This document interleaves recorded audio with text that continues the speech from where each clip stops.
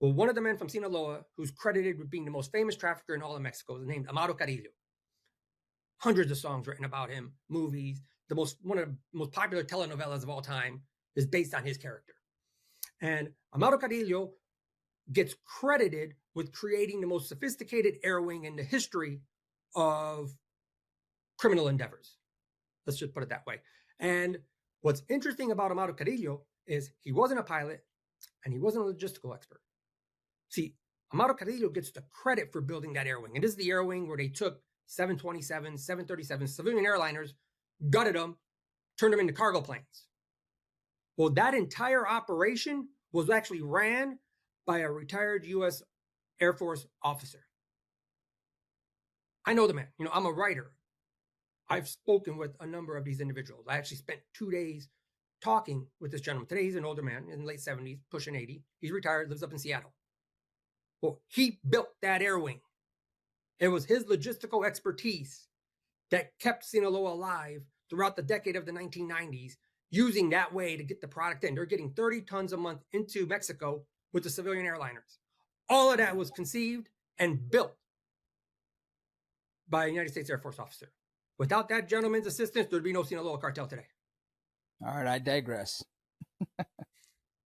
Let's talk about, can you help us understand better?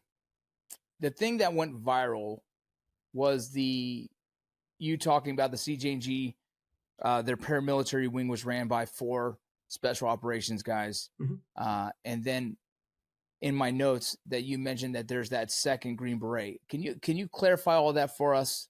Well, everything is done on the basis of teams and they're compartmentalized. From my understanding was with respect to the CJNG. Remember, when this was originally built, CJNG was still part of Sinaloa. It broke away and they formed a separate group. And it's important that we don't use hindsight, because when the men get involved, they don't know that 10 years later, they're going to be the #1 organization and they're going to be at the top of the list of getting targeted. Circumstances develop that are unanticipated, quite frankly.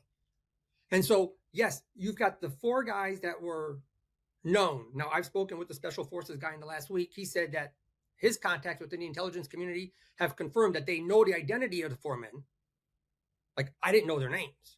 I just knew their existence. And he said there are a number of other Army Rangers in addition to those 4.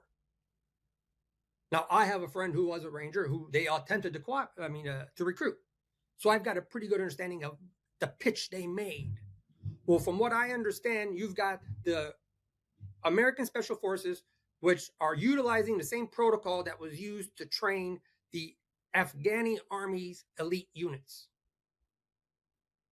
And so they take that training, that protocol, and use that to build up the CJNG. So you've got former Mexican Special Forces, which serve as the day-to-day commander actually interacting with the Mexican nationals. But the Special Forces from Mexico are coordinating with the American Special Forces, who do the operational planning, the tactical responses to military operations. And they basically get the guys tuned up.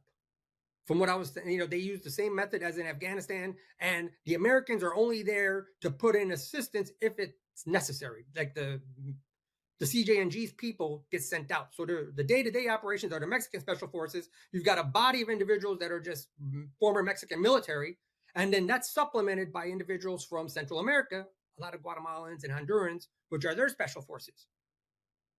And so the Americans they use what I was told is they call it coaching from the rear, which is the mindset they utilized in Afghanistan, where they send the Afghani units out to do the engagements and they only get involved in the event something goes sideways.